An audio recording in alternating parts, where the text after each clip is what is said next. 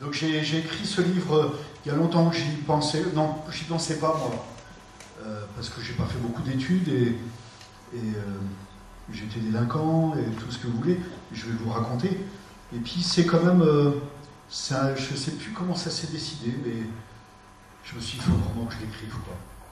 Pas pour moi, c'est pas pour gagner de l'argent, c'est un livre comme ça, il n'y a pas grand chose, on y passe des nuits. Parce que dans la journée, j'étais jusqu'à l'an dernier, puis pendant 10 ans, j'ai été aumônier à la prison, une des grandes prisons de Nantes, c'est la prison de Nanterre, dans la banlieue parisienne. Il y avait à peu près 900 détenus. Et voilà, je me suis décidé à l'écrire. Au début, ça a été très dur parce que je pleurais tout le temps. J'ai une amie, une grande amie qui est psychologue clinicienne, qui s'est convertie grâce à sa rencontre avec la communauté du pain de vie, non, du verbe de vie. Et de temps en temps, je l'appelais. Elle s'appelle Alexandra. Alexandra, il faut que tu m'aides. Elle me dit, oh, mais toi, tu es en train de travailler sur ton bouquin. Je dis, oui, comment tu as deviné? Voilà. Donc, n'hésitez pas. C'est vraiment Je me suis fait aider par comment il s'appelle, Lucas Briand, que vous connaissez peut-être, qui est journaliste pour Famille Chrétienne, et qui dénote un peu de Famille Chrétienne. C'est lui qui a fait connaître les franciscains du Bronx. C'est lui qui a écrit le livre de Tim Guénard, Plus fort que la haine, qui est quand même un beau livre. Donc je lui ai dit, si tu ne m'aides pas, je ne le ferai pas. Et comme c'est un ami de longue date, donc on s'est mis à 3, il y avait lui, sa belle-sœur, sa belle-fille, pardon, qui m'a interviewé, qui m'a fait parler, puis après on a corrigé, puis après, pour ceux, je ne sais pas s'il y en a parmi vous qui ont écrit un bouquin, mais moi j'ai jamais écrit de bouquin. Écrire, ça m'est arrivé de rédiger des choses, mais en général ça me prend beaucoup de temps, quoi. Mais il y a des grâces aussi. Il y a peut-être parmi vous qui seront un jour appelés à écrire un livre, ou à écrire quelque chose. On prie, on médite. Moi, c'est souvent la nuit. Et la nuit, ça y est, je me lève et j'arrive plus à m'arrêter. Il n'y a pas longtemps, il fallait que j'écrive la charte de l'association Magdalena. Je vais vous expliquer ce que c'est, Marie-Madeleine. Je ne sais pas du tout, je ne me sens pas d'écrire, je ne sais pas quoi écrire. Je sais dans mon cœur ce que je veux. On est tous pareils, hein, et je vous le répéterai peut-être, surtout écoutez votre cœur. Si vous avez une vie spirituelle, Dieu sème toujours quelque chose dans notre cœur. N'ayez pas peur. Et puis voilà, je me suis levé un lundi matin et j'ai écrit 15 pages. Après, on reprend encore une fois. Donc voilà, aujourd'hui j'ai 64 ans. Je suis né en 1964. Et c'est pas aujourd'hui, il y a 64 ans, c'était il n'y a pas longtemps. Et je suis né à Nantes, donc à la frontière de la Bretagne. Une famille très pauvre, de 4 enfants. Mes parents ont divorcé très tôt. Personnellement, j'avais 5 ans, je suis le 3e. Et on s'est retrouvés en pension. Et cette pension était tenue par des bonnes sœurs. J'ai eu l'impression que ça durait très longtemps. Parce que, aujourd'hui, vous savez bien, il y a peut-être parmi vous des familles qui sont séparées. Mais souvent, on oublie les enfants. Et j'avoue que personnellement, j'en ai beaucoup souffert. Parce que, d'abord, ma maman, on ne la voyait pas beaucoup. Et un enfant de 5 ans a besoin des bisous de sa maman, de ses câlins de sa maman. Les derniers souvenirs que j'ai, parce que j'étais une famille alcoolique, c'est mes parents, mes grands-parents qui se disputaient, qui se battaient, qui se lançaient des choses. Et un des souvenirs, je me rappelle, c'est que je me cachais derrière une armoire. Parce que j'avais peur. Ça aussi, ça a été une chose très importante. Toute mon enfance, je l'ai vécu dans la peur. Et je dis ça exprès, parce que je sais que je ne suis pas le seul, et c'est important de pouvoir le dire. Parce qu'il y a beaucoup de gens aujourd'hui qui vivent dans la peur. Et donc je me suis retrouvé en pension chez ces bonnes sœurs, et j'en garde vraiment un très mauvais souvenir. Je me rappelle qu'un matin, je raconte dans le livre, un matin, je n'ai pas voulu sortir de mon lit. Qu'est-ce qu'un gamin de 5 ans veut pour pouvoir sortir de son lit? Un câlin. Il ne peut pas vivre sans câlin. C'est pas possible. Même moi qui suis grand, j'ai besoin de câlin. J'ai des amis que je peux prendre dans mes bras et on a besoin de câlins. On ne peut pas vivre sans câlin. Et ben, la bonne sœur, elle m'a dit, tu ne veux pas sortir du lit, très bien. Tu resteras au lit toute la journée, au pain et à l'eau. Ça calme. Et puis après, j'ai eu l'impression d'être resté très longtemps. Toutes les nuits, je faisais des cauchemars. Beaucoup de cauchemars. Ça, les cauchemars, je les ai faits jusqu'à 25, 26 ans. Et puis après, mon père est venu nous chercher. À partir de ce moment-là, j'ai pu revu ma mère. On nous a emmenés dans une autre pension qui était tout aussi sévère, qui était tenue par une dame. Et un prêtre, le prêtre, lui était assez gentil. On le voyait de temps en temps, il n'était pas tout le temps là. Et cette dame, elle, par contre, était très sévère, très méchante. On avait faim tout le temps. J'insiste pas trop là-dessus. J'avais la foi parce que j'étais un enfant et un enfant, c'est casse-pied. Je crois que ça doit aller là. Donc, quand on est jeune, enfin, je ne sais pas, la plupart d'entre nous, naturellement, on a la foi parce qu'on n'a pas d'a priori intellectuel. On n'a pas d'idée. On sait. C'est très curieux. Un enfant a très vite un toucher. J'appelle ça un toucher, mais un toucher avec Dieu. Et puis quand on grandit, on voit des choses qui nous scandalisent, qui nous blessent, qui nous font du mal, d'abord le non-amour de ceux qui nous entourent, qui se disent chrétiens, chrétiens. Je fais exprès. Hein. Donc qui se disent chrétiens, mais qui en fait en sont pas les témoins, quoi. Et moi j'avoue que, peut-être qu'il y en a parmi vous aussi, mais j'ai pas été témoin de chrétiens qui me parlaient d'un Dieu d'amour, mais l'amour je ne voyais pas moi. Alors bon, à la messe, quand j'étais gamin, en plus c'était en latin, donc on comprenait que dalle, mais bon, il fallait se tenir avec un autre, autrement t'étais puni. Donc, mais je priais tous les soirs. Tous les soirs, je disais, dans mon lit, je disais à notre Père, un je vous salue Marie, et la prière à mon ange gardien. J'ai toujours prié mon ange gardien. Ange de Dieu, toi qui es mon fidèle gardien, et aux soins duquel j'ai été confié, daigne durant cette journée me garder, me conduire et me gouverner.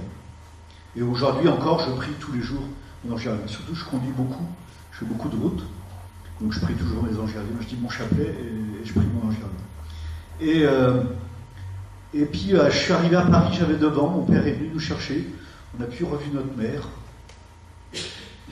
et puis mon père s'était remarié avec une dame qui était gentille, qui s'appelait Michel, qui était une ancienne femme de ménage, habitait dans une cité HLM. Mon père était rentré à la SNCF.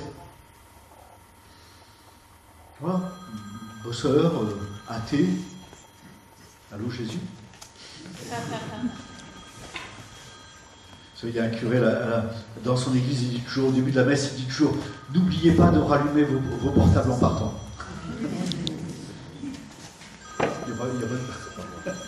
Ah. On va trouver ça, c'est con. Et voilà, ça a été un moment assez calme, bien que nous on était contents de retrouver notre père. Je me suis jeté dans ses bras, il m'a jeté, comme beaucoup d'hommes, a été blessé au point de vue affectif, donc incapable de donner de l'affectivité. Par contre, ça gueulait tout le temps. J'avais un père qui était assez violent. Donc c'était des coups de poing dans la figure, des claques, des punitions. Et puis, parce que moi je passe trop de temps là-dessus, mais c'est important. Très vite je suis devenu, je pense que c'était lié à mon tempérament. J'ai un tempérament assez... j'aime bien plaisanter, je suis en général de bonne humeur. Ça m'arrive d'être de mauvaise humeur, rassurez-vous.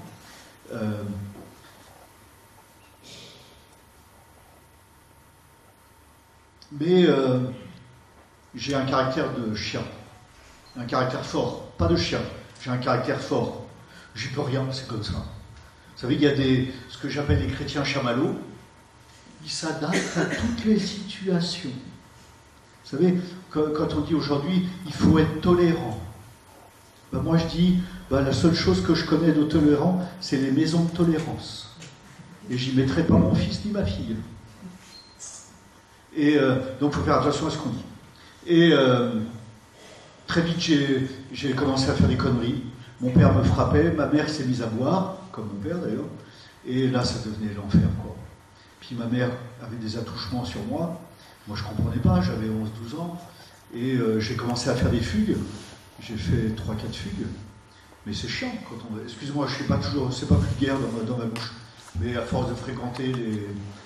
moi-même, j'étais dans un milieu très vulgaire que j'ai quitté grâce à ma communauté. Puis après, voilà, je me suis occupé de toxicos dans toute l'Europe, au milieu de prison, les gens de la rue, les prostituées. Donc, il y a un langage qui n'est pas vulgaire, mais bon. Les services sociaux sont venus à la maison. Vous savez, j'avais ma solution. J'habitais dans la HLM au 7e étage et il y avait un balcon. Donc quand mon père ou ma mère me frappait, j'allais sur le balcon et je criais. Et comme ça, ils étaient obligés d'arrêter. Parce que les voisins regardaient aux fenêtres. Donc les services sociaux, les flics et tout ça sont venus à la maison. Je me suis pris des coups de poing dans la gueule.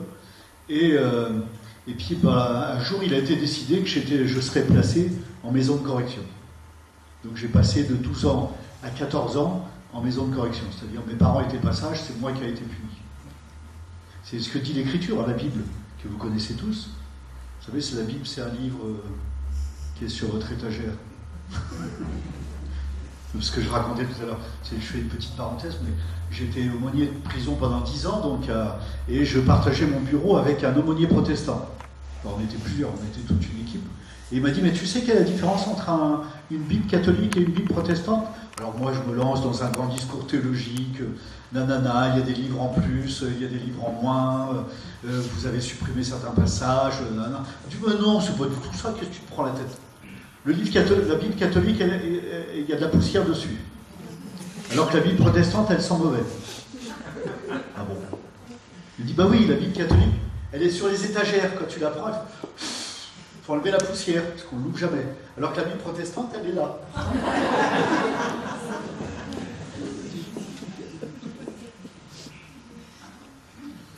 Ça a été un moment très difficile, vous vous en doutez.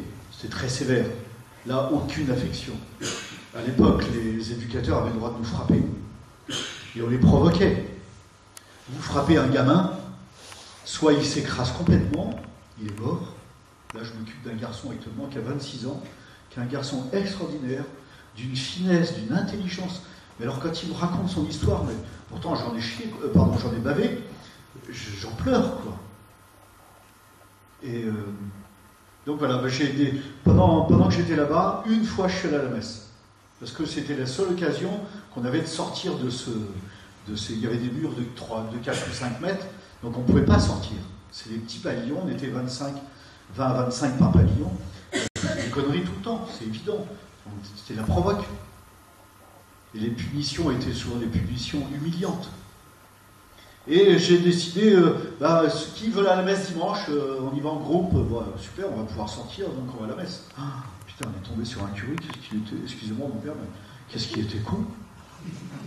C'était un gendarme, quoi. C'est évident qu'on ne se tenait pas tranquille. On était contents de sortir, de parler, mais il n'y avait aucune méchanceté dans notre cœur, quoi. Vous savez, c'est pour ça que j'ai mis au début de mon livre, je vous lirai si je finis pas trop tard, la prière que j'ai écrite à la fin du livre. J'ai mis une phrase de Mère Teresa. Hein. La pire des maladies, ce n'est pas d'avoir la lèpre ou la tuberculose. C'est d'être rejeté, méprisé, délaissé. La plus grande pauvreté, ce n'est pas d'avoir le ventre vide, c'est de n'être ni aimé, ni désiré de personne. Ça, c'est la grande pauvreté du monde d'aujourd'hui. Et du coup, j'ai décidé d'arrêter de prier. Je suis parti, je me suis cassé, j'ai dit, va te faire... Je vais me confesser après, mais longtemps après. Et je suis parti. Et de ce soir-là, ça a été décidé, j'arrête de prier. Ça m'a coûté, parce que c'était une habitude quelque part. Mais bon, il y avait quand même quelque chose. Il n'y a pas que des mauvaises habitudes, il y a aussi des bonnes habitudes. Et puis là, je suis devenu violent, pas méchant. Je n'ai pas un tempérament méchant. Je n'ai jamais été méchant. Mais bon, on est entre mecs, c'est la bagarre. La découverte de la sexualité, c'était pas très beau, c'était pas très... Il n'y a aucune méchanceté, c'est pas ce qu'on voit aujourd'hui, mais c'était beaucoup de curiosité. Il n'y a personne qui vous explique. Il n'y a personne qui est incapable de vous dire, une personne, c'est une âme, c'est un cœur, mais c'est aussi un corps. Et le corps, il a son conditionnement, ça je l'ai compris plus tard en faisant mes études. Mais personne ne nous expliquait ça. Personne, encore moins mon père. Moi, à la maison, quand on parlait d'amour, on parlait sexe. Et encore, quand je dis sexe, c'est poli. On parlait cul. La femme, c'est un objet. Un objet pour satisfaire tes besoins. Et encore, je suis poli quand je dis ça. C'était tout le temps vulgaire. Et moi, petit à petit, j'ai pris le contre-pied de ça. À 17-18 ans, j'ai eu quelques aventures. Je faisais partie d'une bande, non plus, un petit peu avant quand même. Je faisais partie d'une bande, j'habitais à la Garenne-Colombes, il y avait la bande de Courbevoie, il y avait la bande des Quatre Chemins, il y avait la bande de la Défense, puis il y avait la bande de Nanterre. Et qu'est-ce que font les bandes? Elles gardent leur territoire et on cherche la castagne. La moindre des choses, la moindre des trucs, c'est la castagne. Mais je ne sais pas si vous êtes comme moi, je ne sais pas si vous avez déjà pris un coup de poing dans la figure. Je dirais même si vous avez déjà pris un coup de poing dans la gueule. Oh putain, ça fait mal. Moi je dis avec humour, j'en ai pris une fois. Je suis tombé sur le cul, je me suis relevé en colère, il m'en a foutu un deuxième, c'était terminé. Mais je rigole. Mais comme disait Coluche, que vous connaissez peut-être un petit peu, il disait, moi, j'avais des bonnes baskets, alors je courais vite. Mais le problème, c'est que j'étais le chef de la bande. Alors je faisais tout pour éviter les bagarres. Et puis, voilà, une première rencontre. J'étais dans un café près de la gare de la Garenne-Colombes, là où j'habitais.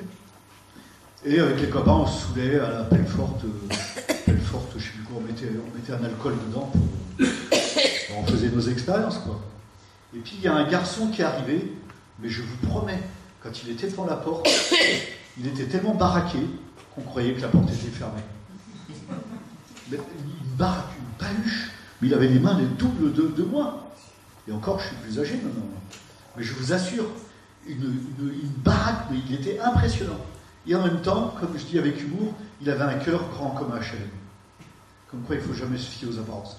Mais alors pour moi, c'était génial, parce qu'il m'a pris sous sa coupe, je ne sais pas pourquoi. Et quand il y avait de la baston, je me mettais derrière lui.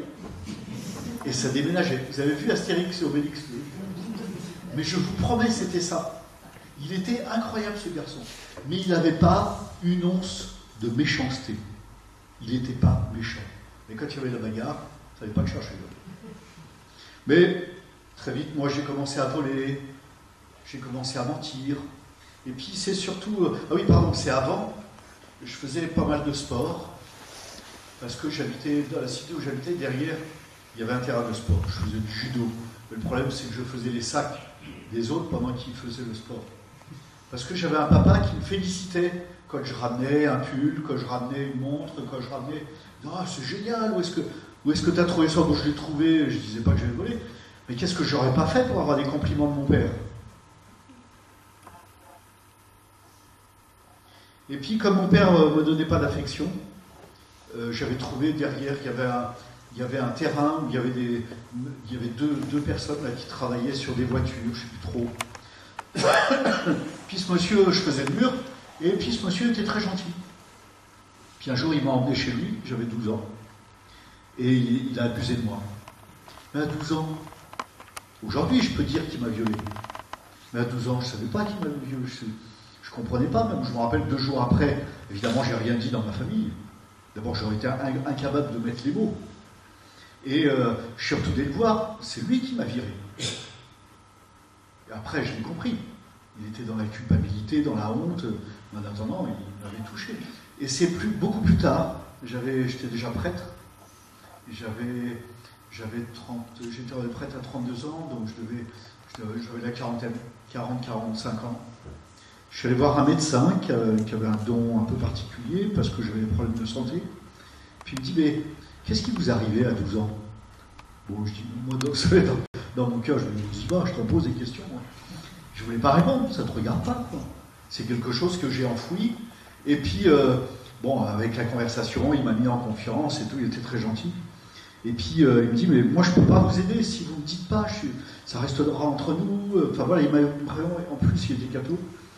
Et je lui dis, mais oui, mais vous savez, il m'est arrivé un truc, mais j'ai pardonné, puisque je suis prêtre. Je suis catholique, donc j'ai pardonné Jésus 10 fois.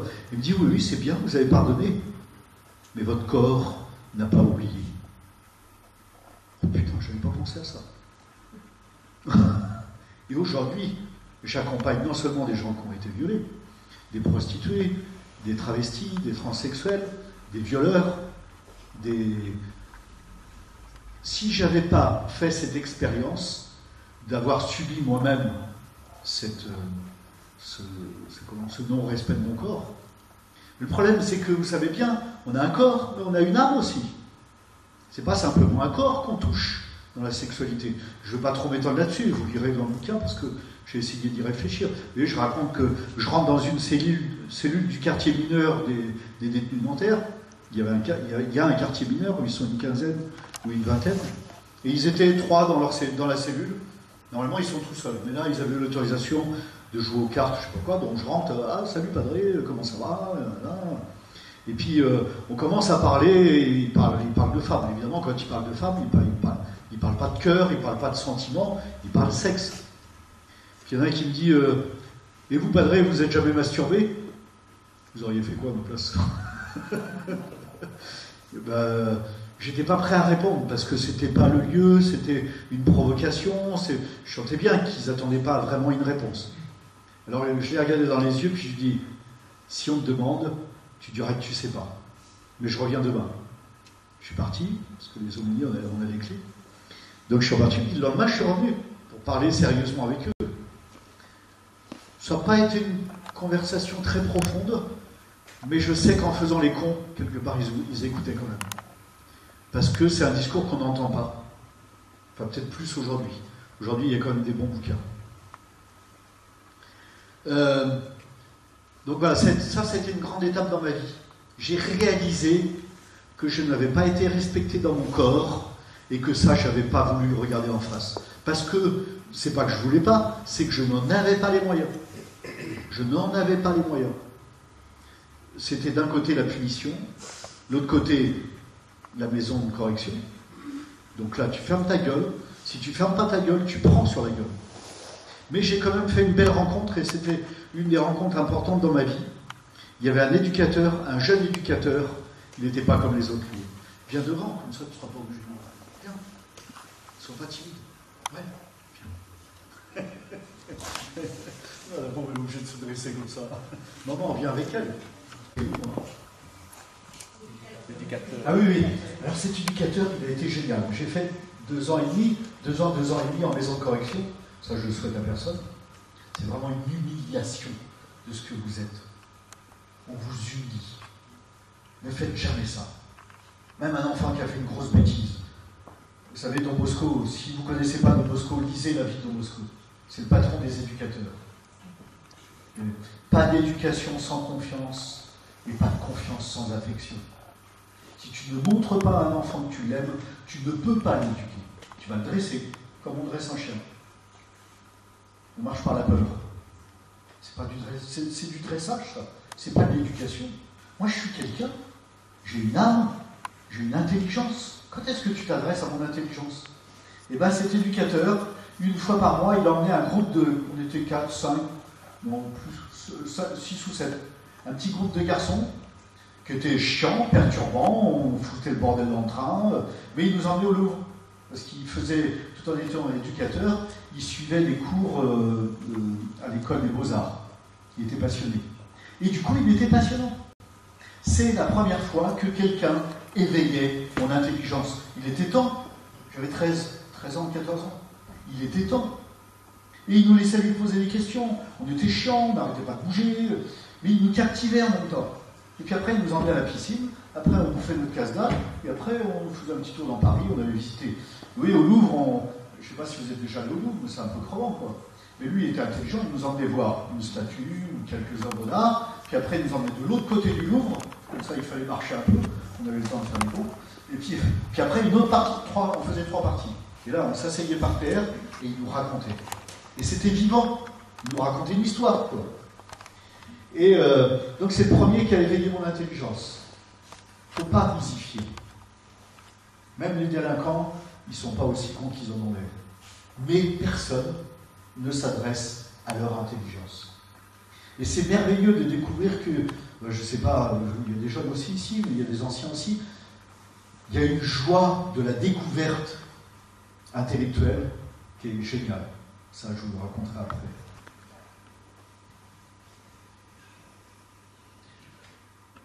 suis revenu à 14 ans, on m'a dit tu vas être pâtissier.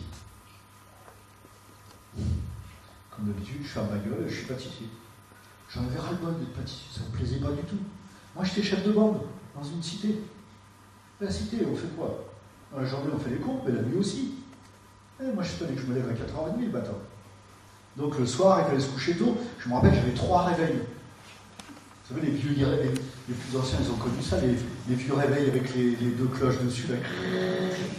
Ça réveillerait à cheval. Ben, moi, il m'en fallait 3. Parce que j'arrivais pas à me réveiller. Et oui, évidemment, je me couchais à point d'heure. Et puis, petit à petit, j'ai fait des conneries. Vous savez, le curé du coin avait ouvert un local dans lequel c'était notre local. C'était le local des jeunes. Oh, il n'y avait rien, il y avait un tourne-disque, parce qu'à l'époque, il n'y avait pas les magnétophones et tout ça. Il y avait un tourne-disque, il y avait un jeu de cartes, il y avait, il y avait des jeux, mais c'était notre local, c'était notre lieu. Puis un jour, il y a un de la bande qui a fait une connerie, je ne sais plus ce qu'il a fait, il a cassé quelque chose. Bon, en faisant les cons, c'est vrai, on n'aurait pas dû, mais il n'a pas fait exprès non plus. Et le curé a fermé le local. Bon, on s'est retrouvé où? Dans la rue.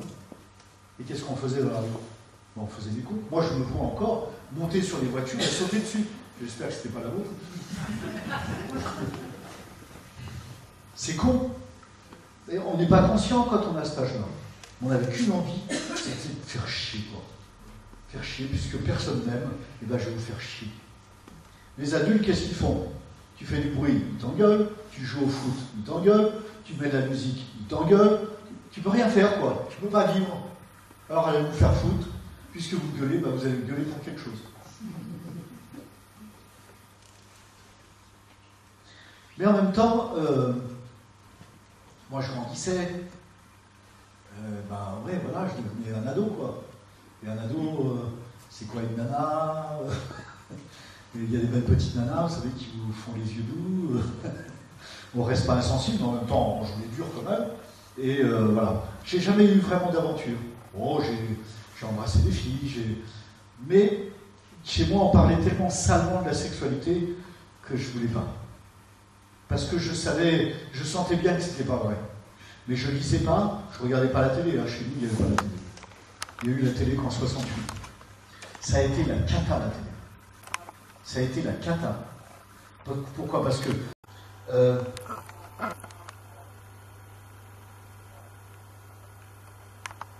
il y a eu un moment très très très important dans ma vie. J'avais 16 ans, 17 ans. Pour partir en vacances, je volais de l'argent dans les magasins. Avec les copains, on cassait des cadres pour trouver des sous, des choses à revendre, pour pouvoir partir en vacances. Mon père ne donnait rien. Et puis en vacances, j'ai commencé à boire beaucoup d'alcool. J'ai rencontré une fille, mais voilà, j'étais très déçu. C'était pas l'amour que j'imaginais. C'était purement. Aujourd'hui, je dirais c'était purement sensuel et sexuel. On n'a jamais fait l'amour, mais il y avait beaucoup de caresses, mais on ne sait pas. On s'embrassait, mais c'était purement physique. C'était pas. Enfin, c'est parce que, bien que jamais personne ne m'avait parlé d'amour, de comment ça se vit, comment on se prépare, il a fallu que j'attende de rencontrer des chrétiens, pour savoir ce que c'était. Et en rentrant de ces vacances, j'ai décidé que je laissais tomber ma bombe. Parce que les flics me ramenaient régulièrement à la maison. Je n'avais pas envie de finir en prison, bien que je ne savais pas ce que c'était que la prison, mais ça ne me donnait pas envie. Et ça, il faut beaucoup prier pour des jeunes, ou même des moins jeunes, qui décident de changer. Danser. Alors moi, pendant 3 mois, je suis resté enfermé. Puis, à bout d'un moment, il fallait bien que je ressorte. Et puis j'ai rencontré d'autres garçons et filles, et je suis allé en boîte de nuit. Alors ce que je ne vous ai pas dit, je n'ai pas insisté, mais laissez vos jeunes faire du sport. Je me suis défaté dans le sport. Je suis allé jusqu'en championnat de Seine-et-Oise. Je faisais de la gymnastique barre parallèle, barre fixe, cheval d'arceau, gymnastique au sol, foot, natation. Je me défendais bien en natation aussi. Et j'adorais. Pourquoi? Parce qu'on avait un prof qui était génial. Il ne faisait pas de cadeaux. Le sport de compétition, c'est du sport, quoi. À la fois, il faut se muscler, il faut acquérir la souplesse, il faut travailler. Tu travailles. Mais c'est tellement beau. Enfin, je ne sais pas, vous avez déjà vu, quand on monte la corde raide, les jambes à l'équerre, Les abdominaux, je ne sais pas. Mais c'était merveilleux, c'était beau, quoi. Alors, mon rêve, parce qu'un jour, j'ai assisté à un ballet. Ah, j'ai dit, je veux devenir danseur. Je veux devenir danseur. Et mon père m'a dit un jour, qu'est-ce que tu veux faire plus tard, toi? Tu veux pas être pâtissière, tu veux faire quoi? Je veux être danseur. C'est un métier de PD. J'ai dit PD toi-même. Je me suis pris un petit peu dans la gueule. Vous avez vu ce film, vous savez, ce garçon, son papa veut qu'il fasse de la boxe, et lui, il veut être danseur. Vous voyez? Billy Elliot. Non, c'est Billy Elliot. Ah, les plus jeunes, si vous n'avez pas vu ce film, il n'est pas très récent, mais c'est un super film. Il se retrouve tout seul avec son papa, qui a perdu sa femme, pour lui c'est dur. On voit le papa qui pleure, parce que sa femme n'est plus là, il se retrouve avec ses deux fils. C'est quand même pas facile, deux fils qui sont ados, qui ont besoin de bouger, quand lui il est mineur, enfin bon. Et le gamin, son père veut absolument qu'il fasse de la boxe. Alors il se retrouve avec des grandes boxes, il est gros comme ça, et le grand boxe l'autre. Et il voit les filles qui dansent, et il veut devenir danseur. Et il va devenir, avec tous les combats que ça va impliquer, il reste fidèle à ce qu'il veut, et il va devenir danseur. Le premier danseur étoile d'Angleterre. Yes. Puis il y a un autre film que je vous recommande beaucoup, qui s'appelle Will Hunting. Vous savez que cet acteur qui est mort il y a pas longtemps, là, qui s'est suicidé.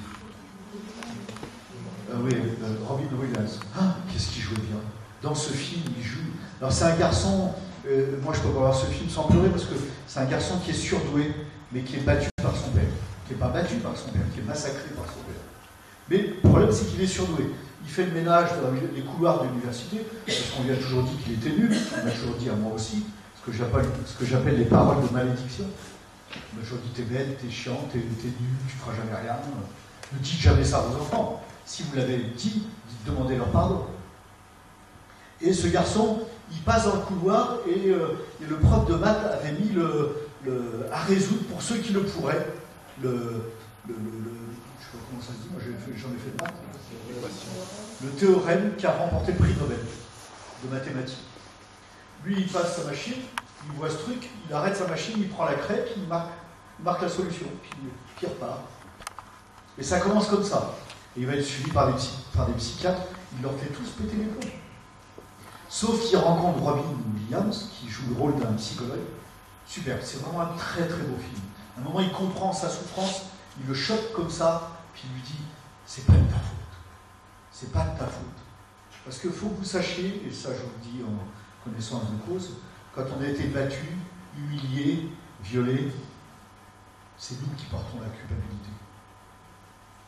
C'est comme ça. Et il faut beaucoup de temps pour comprendre qu'on y est pour rien, que c'est pas de notre faute. Je passe là-dessus parce que ça m'a permis aussi quand même de rencontrer les prostituées du Bois de Boulogne. Comment je crois que j'aurais pas pu. Parce qu'on se sent, bon, enfin voilà. J'ai été, en sortant, donc je suis allé en boîte, ouais, bien sûr, j'allais pour draguer, j'adorais danser, je dansais, je sortais de la boîte, j'étais trempé par la sueur, mais j'étais heureux parce que je dansais. Et puis j'ai quitté mon boulot, je me suis cassé de chez moi parce que mon père s'est remarié une troisième fois, c'était impossible, la belle-mère était vraiment trop, enfin je resterai gentil. Donc j'ai pris un carton, puis je suis parti. Ça a été dur, parce que je me suis retrouvé à la rue. J'ai dormi dehors, j'ai dormi dans des caves, j'ai dormi chez des copains, j'ai dormi chez des copines, je volais pour manger. C'est pour ça qu'aujourd'hui je comprends pas quoi.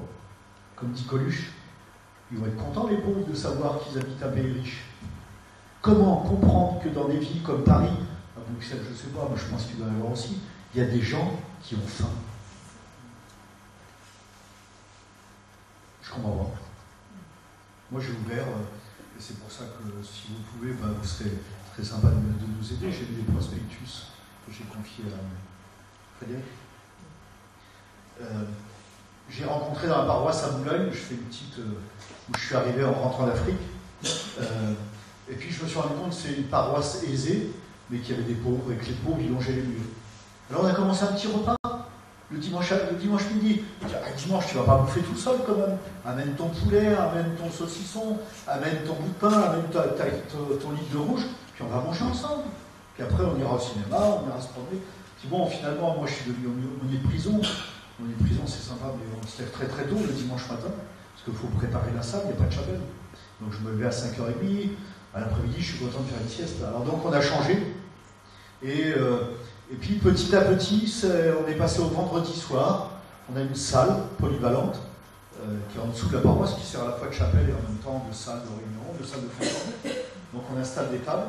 Et aujourd'hui, tous les mercredis, toute l'année, sauf exceptionnellement parce que la salle est prise pour les fêtes, par exemple pour Noël, on organise un repas de Noël avant Noël ou après Noël, mais en général avant.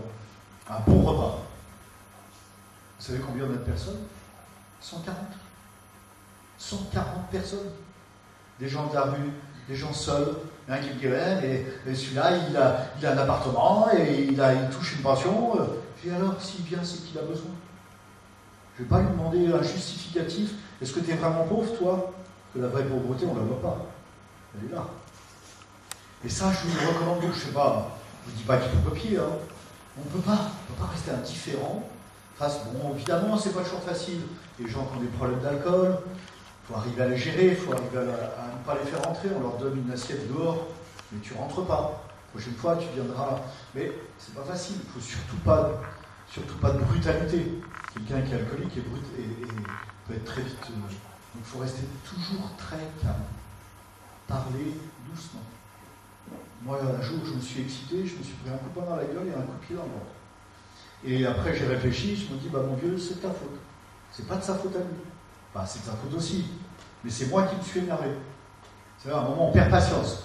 Dans ces cas-là, sois courageux, casse-toi. Cours vite. Bon, j'y reviendrai si j'ai le temps. Et puis, j'ai cherché un nouveau boulot et je suis tombé sur un cadeau. J'ai trouvé un travail dans un atelier de réparation automobile. Et là, on me met à apprendre un nouveau métier. Et ce type était catholique pratiquant. Il parlait du bon Dieu tout le temps. Pas tout le temps, mais presque. Il faut moi la paix pour mon Dieu, j'en ai rien à foutre. Je ne veux même pas en entendre parler. Mais il était tellement bon. Oui, par exemple, le midi, je ne mangeais pas, je n'avais pas d'argent. Je traversais Paris à pied. Je n'avais pas d'argent pour prendre le métro. Et j'avais trop honte de faire la manche au début. Donc je marchais beaucoup. Mes godasses, elles me s'usaient vite et je n'avais pas d'argent pour remplacer les godasses. Donc je faisais les poubelles. Et parce qu'il y en a qui jettent des chaussures, mais je ne comprends même pas qu'ils les jettent, quoi. Elles sont en bon état. Hein. Et mais bon, ça leur fait plus, c'est pas la mode, alors on les jette. Heureusement d'ailleurs, parce que je pouvais les récupérer. Et vous voyez, par exemple, le midi, il y a des fois où je ne mangeais pas parce que je n'avais pas d'argent. Lui me dit, jamais il m'a dit, allez tiens, je te donne un ticket pour la cantine, allez tiens, je te donne de quoi manger.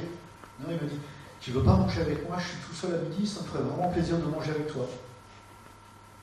C'est super, quoi. Il m'a jamais humilié.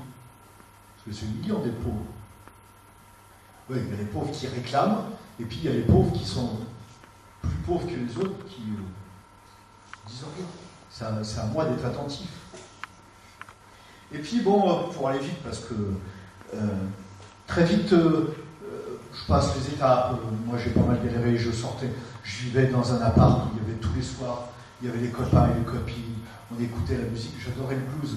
Donc j'écoutais beaucoup de blues, j'adorais danser, donc je dansais, j'adorais draguer, je draguais. Mais jamais j'ai trouvé l'amour. Bon, j'en ai eu des copines.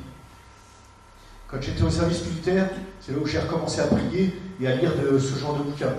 Donc j'ai recommencé à prier. J'avais 3 copines en même temps. Et je dis pas ça pour me mettre en avant, c'est que j'étais paumé. Et elles étaient aussi paumées que moi. Elles cherchaient de l'amour. Et l'amour, on était incapable d'en donner, on était incapable d'en recevoir. Parce qu'on faisait que reproduire ce qu'on avait vécu. Comme il n'y avait pas d'adultes pour nous donner les codes. Et c'est quand donc je passe, j'ai rencontré une nana, elle était juive tunisienne. J'ai essayé de me stabiliser avec elle, mais vous savez, c'était purement sensuel, c'était purement affectif, c'est incapable de me marier, quoi.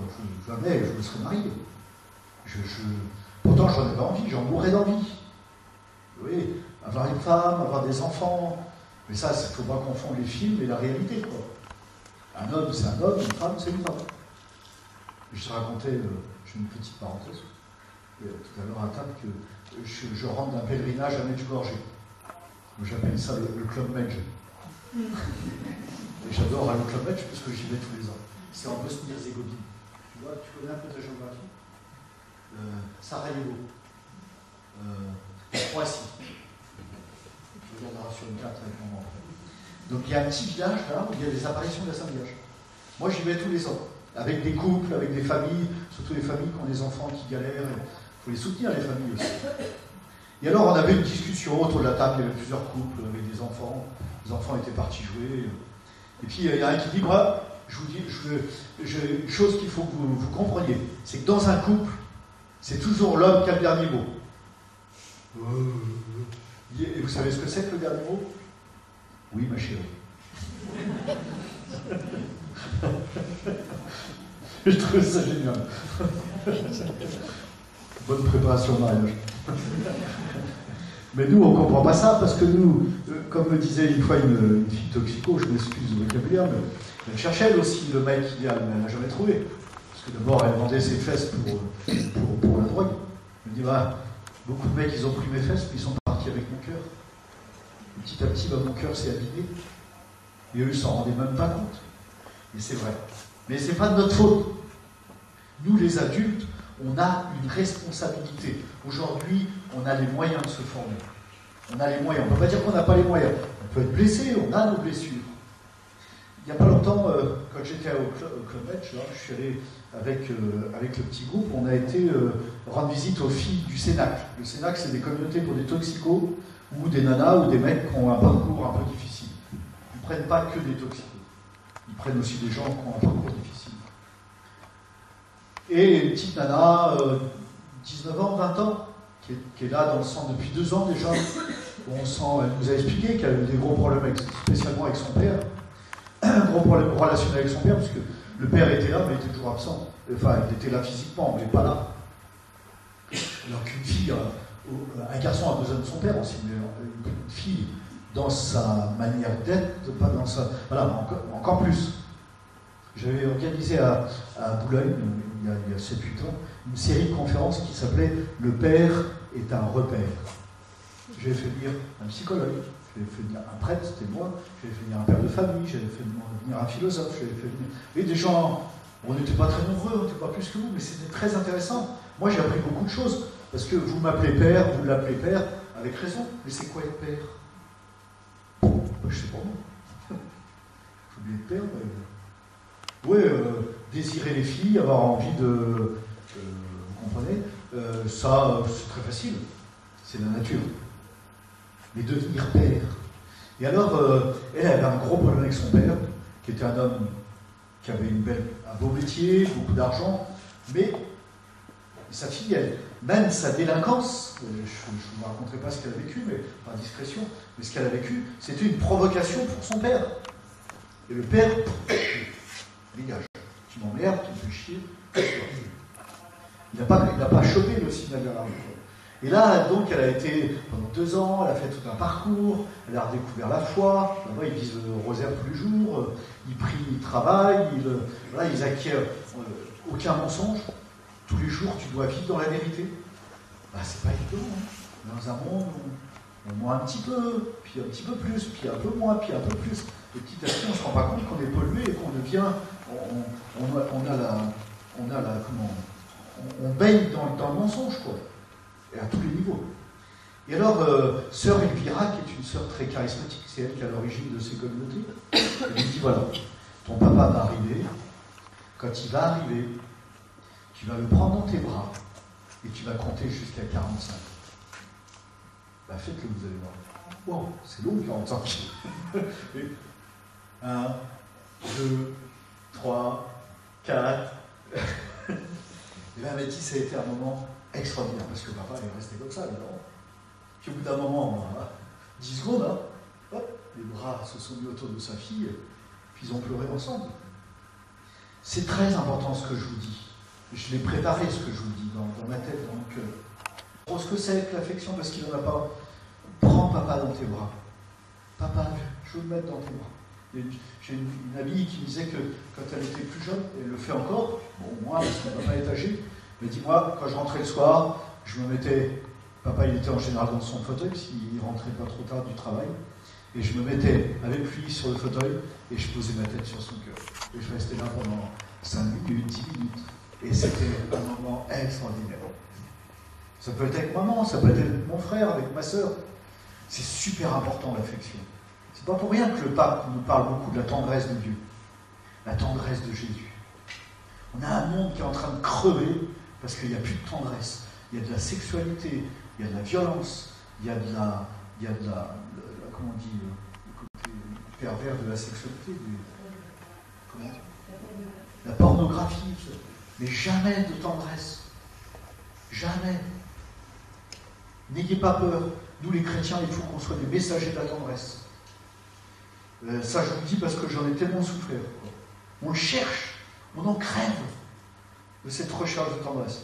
Et alors, en découvrant ces chrétiens, puisqu'il m'a présenté des amis, et c'est la première fois, parce que je ne veux pas trop m'étendre dessus non plus, mais c'est la première fois que je rencontrais, avec du temps, je rencontrais des gens heureux. Je n'ai jamais rencontré de gens heureux jusqu'à 21, 22 ans. Je faisais la fête, je me saoulais la gueule, je n'ai jamais touché à la drogue. Heureusement, parce que je serais mort aujourd'hui. Je peux dire que un tiers, un bon tiers de mes amis sont morts à cause de la drogue. Parce qu'on a commencé à fumer le tarpé dans les boîtes. Moi j'ai dit, je ne pourrais pas y toucher. Quand j'ai vu ce que devenaient ceux qui commençaient à fumer, puis qui après passaient à la poudre, puis après passaient au cacheton, et c'est rien. Parce qu'à l'époque, la drogue, elle était pas chimique comme elle est aujourd'hui. Il y a des jeunes aujourd'hui, et je ne peux pas trop m'étendre là-dessus, mais vous avez des reportages, je vous donnerai le nom du site, d'un site. Mais il y a des jeunes, ça me fait mal au ventre. Je me rappelle un jour, une nana qui arrive dans un des centres dont je me suis fait dans le midi de la France, une fille d'une super famille, étudiante en droit, je crois. Un jour, elle a fait la fête, et on lui a donné des cachetons. Ecstasy, je ne sais pas quoi, c'était pas Ecstasy. L'araignée est restée collée au plafond. Excusez-moi, l'araignée est restée collée au plafond. Et maintenant, elle est en hôpital psychiatrique. Une super nana, sympathique, intelligente. Je vous le dis parce qu'on l'a dit, mais intelligente, fine. Voilà, une fois. Et combien de jeunes, peut-être que vous en avez parmi vous, vous connaissez des jeunes, on en a pris pour goûter, puis après, on devient toxico-dépendant. Et après, c'est plus moi qui commande la drogue, c'est la drogue qui me commande. J'avais en face de moi, je le raconte parce que ça m'a beaucoup marqué dans mes étapes de compréhension par rapport à cette addiction, une super nana, une petite blonde. J'étais à Pamplonne, en Espagne. Je ne parle pas espagnol, que sous la torture. Et, elle était 2 petits-enfants magnifiques. Et cette nana, je la connaissais, je ne l'avais pas vue avec ses enfants, là je la voyais avec ses enfants. Et j'ai dit, je peux te parler, j'ai des questions à te poser. Et il y avait une confiance qui s'était, parce que moi je suis curé, je suis prêtre en plus en habit, donc c'était pas toujours évident pour eux. Puis bon, ils ont bien vu que le padré, il est sympa, il est à l'écoute, il nous juge pas. Et donc je dis, mais pourquoi tu as fait ça? Elle s'était prostituée à cause de la drogue. Elle était devenue dealer, elle avait fait de la prison. Une belle femme, mais je vous assure, une belle femme, avec un beau regard. Ça fait 3 ans qu'elle était abstinente et qu'elle avait fait tout un parcours. Elle me regarde dans les yeux, puis elle me dit, mais padré, la drogue, c'est bon.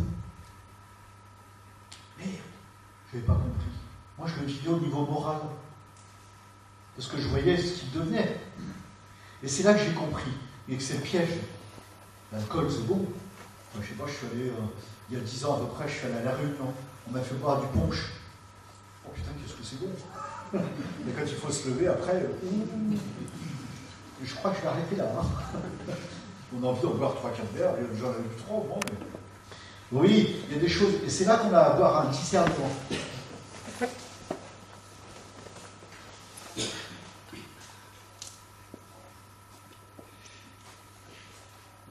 Très vite est né dans mon cœur, je ne sais pas pourquoi, le désir de devenir prêtre.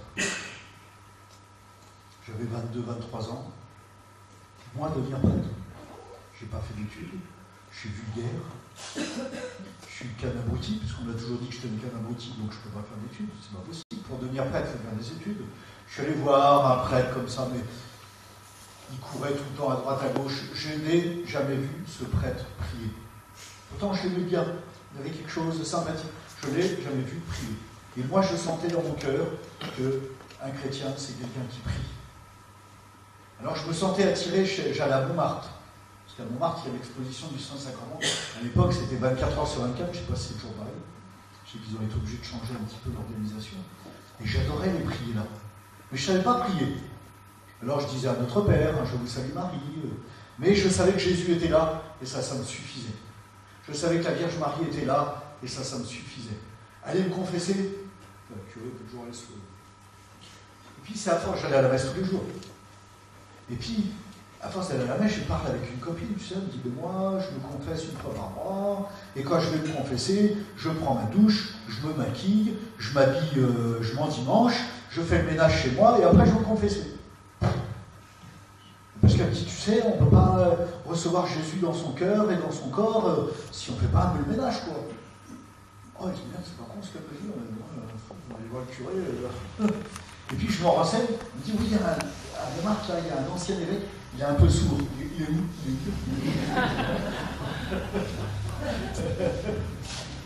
Et ça a été merveilleux. Parce qu'il d'abord, il m'a fait aucun reproche, je crois même qu'il a versé une petite larme. Et en fait, je me suis rendu compte que je n'avais pas de péché. Vous savez, on se met... Parce que les cathos que j'avais rencontrés avant cela, c'était surtout, on confondait la morale et le... Bouge ton nez, dis bonjour à la dame, fais ton lit le matin, donne un coup de main à maman, puis t'es un bon chrétien. Mais on ne te parle pas de la prière, on ne te parle pas de la sainteté, on ne te parle pas des sacrifices, on ne te parle pas de la confession, on ne te parle pas de l'Eucharistie. Ça va, tu dis merde, tu verras ça au catéchisme. Vous ne direz pas de gros mots. Vous allez y arriver ouais, 2 heures, ça devrait aller quand même. Je vais faire ma petite prière, je sors de l'église, je loupe la marche. Merde! Oh merde! Oh puis merde! Bon, j'en rajoute un peu. Et puis je suis allé faire un pèlerinage à Lisieux. Et je vous promets, j'étais seul dans la chambre de la petite Thérèse. Là, dans mon cœur, mais je vous assure, hein, c'est quelque chose, on ne peut pas l'expliquer. Dans mon cœur, à nouveau ce désir de devenir prêtre. Mais, j'ai rien dit. C'est pas possible, je ne peux pas devenir prêtre. Donc je continue à bosser, je me suis engagé, en rentrant des services militaires, j'ai vécu pendant 2 ans dans un foyer avec des personnes handicapées. J'ai rencontré Marie-Françoise, qui était vivante en médecine. Elle a squatté ma tête et mon cœur. Et on commençait à parler de fiançailles, de mariage. Je vais faire une retraite, parce que 2 fois par an, je faisais une retraite dans un foyer de charité. Et en rentrant de Châteauneuf-de-Galore, je passe par Ars, parce qu'on m'avait beaucoup parlé du curé d'Ars, qui me dit, il faut que tu ailles chez le curé d'Ars, tu vas prier, là on voit sa chasse, là où son corps est conservé miraculeusement, tu vas là, tu te mets à genoux, et tu dis bonjour. Donc j'y vais, oh putain, pardon, à nouveau ce désir de devenir prêtre. Et là c'était encore plus fort, quoi. Et je vous assure, c'est dur, parce que divinement, j'ai trouvé ça super, quoi. Pouvoir faire découvrir à tous mes frères ce que moi j'ai découvert. L'amour de Jésus, la miséricorde, le pardon.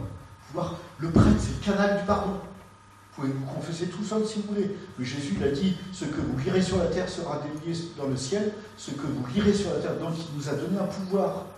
Mais comme serviteur, c'est pas moi qui pardonne, c'est Jésus. Et je trouvais ça merveilleux, quoi. Si je deviens prêtre. Et puis, j'ai pu voir Marthe Robin, vous savez, qui vient d'être reconnue comme vénérable. Et puis, je l'ai rencontré 3-4 fois. Mais là, cette fois-ci, je dis, on parle de mon travail en usine, de ma vie. J'avais une vie commune avec des personnes handicapées. Et voilà, on parle de ça. Puis avant de partir, elle me dit, mais vous avez jamais pensé à devenir prêtre? La pomme d'Adam a fait 4 tours. J'en ai parlé à personne, ça fait 2 ans que j'y pensais, j'en parlais pas. Je dis, si Marc, mais comme je n'ai pas fait d'études, peut-être que Jésus vous appelle pour autre chose. Et quand je suis sorti de la chambre de Marc, je me suis retrouvé dans... S'il y en a qui connaissent, j'étais dans une ferme. Et je me suis retrouvé dans la cour. Je me suis dit, mais je suis con. Si Jésus veut, ça se fera. Et ça a été vraiment la grande étape pour ma vie. Et alors, il ne faut pas que j'aille trop... Il est 9h15, ça va? Et là, je suis parti, j'ai abandonné Marie-Françoise. Ça a été dur, nous en doutez bien. Il y en a qui ont connu des amours comme ça. Marie-Françoise, c'était mon âme sœur. Et j'étais son âme sœur. Mais voilà, ça ne s'explique pas, ça. L'amour pour Jésus était plus fort que mon amour pour Marie-Françoise. Et ce qui m'a beaucoup aidé, c'est mon père spirituel qui m'a dit, parce que je n'osais pas en parler, parce que quelque part, j'étais déformé, j'avais honte. Comme si c'était honteux d'aimer quelqu'un. Ah, bah bon. Alors il m'a donné un truc qui m'a sauvé. Il m'a dit, à chaque fois que vous pensez à Marie-Françoise, vous l'offrez à Jésus. Ah putain, c'était génial. Alors il y a des fois, j'allais à Chabelle, je pleurais, hein. Parce que vous savez, on a envie de revenir aux oignons d'Égypte. Et j'ai tenu bon. Elle est venue me voir à Fribourg, elle était un peu perdue elle aussi. Elle m'a avoué simplement l'an dernier, alors que ça fait plus de 30 ans maintenant, qu'elle aussi, elle essayait de rentrer dans la vie religieuse. Moi, je lui ai dit non, c'est vrai qu'elle a un petit caractère aussi. Mais non, vous n'êtes pas fait pour la vie religieuse. Ou alors vous êtes fait pour être supérieur, mais c'est pas pour tout de suite. Et puis voilà, je suis parti à Fribourg. J'ai été passionné par les cours de philo. Vraiment, le fondateur de notre communauté, qui était dominicain, donc professeur de philosophie à l'université de Fribourg, vraiment un type génial, qui a cherché la vérité toute sa vie.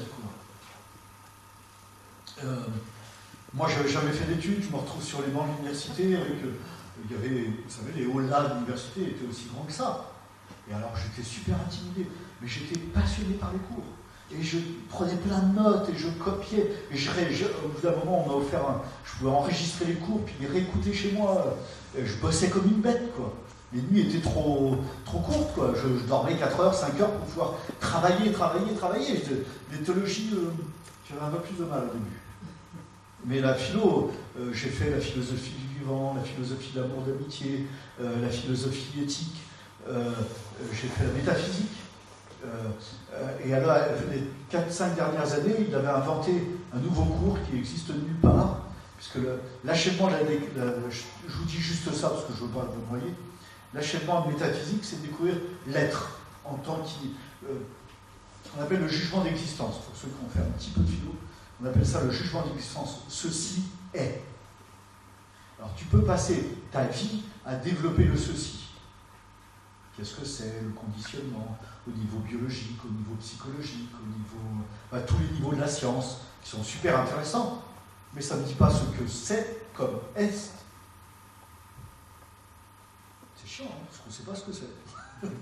Ben oui, on ne nous l'apprend pas. Alors la grande question, c'est qu'est-ce que c'est que ce qui est en tant qu'il est, et non pas en tant que ceci. C'est génial. Alors vous entrez dans la métaphysique, vous découvrez la substance, ce qui est premier dans l'ordre de l'être. Il y a une source. On ne peut pas remonter à l'infini dans l'ordre des causes, dira Socrate ou Platon. Autrement, on aboutit à l'absurde. Et la plupart des gens aujourd'hui sont persuadés que l'absurde, il n'y a que ça. Pourquoi ? Parce qu'on ne veut pas nous donner la lumière de l'intelligence. Et on y a le droit. Vous avez le droit. La plus grande pauvreté du monde aujourd'hui, c'est une pauvreté intellectuelle. La plus grande pollution du monde aujourd'hui, c'est une pollution intellectuelle. Et ça, on ne le dit pas. Mais ça, c'est le devoir des chrétiens de le dire. Et pour ça, il faut se former. N'ayez pas peur, les jeunes, formez-vous. C'est super. Il y a des écoles de vie aujourd'hui. Vous pouvez partir en mission pendant... Nous, on a ça s'appelle nos émissions. Vous pouvez partir en Afrique, en Asie, puisqu'on a des communautés dans le monde entier. Et en échange, on vous forme. On ne vous demande pas seulement d'aller vous occuper des enfants de la rue, d'aller soigner les malades dans les hôpitaux. Non, tous les matins, il y a cours de philo, cours de philosophie, cours de théologie. Parce que c'est important de se former sa tête. Alors, il avait inventé un nouveau cours, puisqu'il dit, on découvre l'acte, la substance, après on découvre l'acte, l'être en acte, et puis cette femme lui dit, mais elle arrive et Jésus lui dit, donne-moi à boire. Il dit, oh, si toi, t'es qui toi ? Moi je suis une Samaritaine, t'as pas le droit de me parler. Les Juifs, ils ne parlent pas avec les Samaritains. Et Jésus lui dit, mais si tu savais qui est celui qui te demande de moi à boire, tu lui aurais donné, et c'est de l'eau vive que lui te donnera. Et puis à un moment, il lui dit, va chercher ton mari. Et il dit, j'ai pas de mari. Et Jésus dit, oui, tu dis bien de dire que tu n'as pas de mari, tu en as eu 5. Et celui que tu as actuellement n'est pas ton mari. Pourquoi il dit ça, Jésus ? Pas pour l'humilier. Parce qu'il connaît la blessure de son cœur. C'est une blessure d'amour. Mais ce n'est pas la plus grande blessure. Parce qu'elle va lui dire, mais vous les Juifs, vous dites qu'il faut aller adorer à Jérusalem. Moi je ne peux pas y aller, je suis samaritaine. Alors Jésus va lui dire cette chose extraordinaire. Ce que Dieu veut, ce sont des adorateurs en esprit et en vérité. Waouh! Garde ça dans ton cœur et médite. Mais médite pas trop. Apprends à adorer. Il faut que nos églises deviennent des lieux où on adore. Quand on vient à la messe le dimanche, je sais pas, moi je peux pas concevoir qu'on vienne à la messe sans arriver ou rester un petit peu après. Oui, bien sûr, on a besoin de se rencontrer ou avoir un lieu où on peut prier, quoi. La prière, c'est le lieu de la rencontre avec Dieu. Ou alors